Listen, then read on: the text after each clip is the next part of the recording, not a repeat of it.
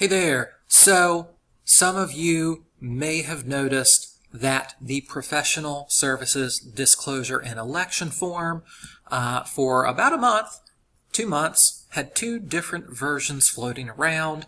There was one version that was on the NC Realtors forms page and a second version that was in ZipForms. I recently reached out to the NCAR attorney and they let me know that this is the correct version. It has been updated in ZipForms, but I wanted to point out to you that when you first use this form, waived and selected have been reversed on this version of the form. So be sure that you are cognizant of that change if you are using this updated version for the first time. This does not change the way that you use the form.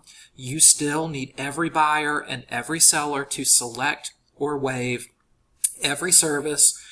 The ordered by column is now third, and then the name of the service provider column is last. As always, we want them to select or waive. We want to know who's responsible for ordering it.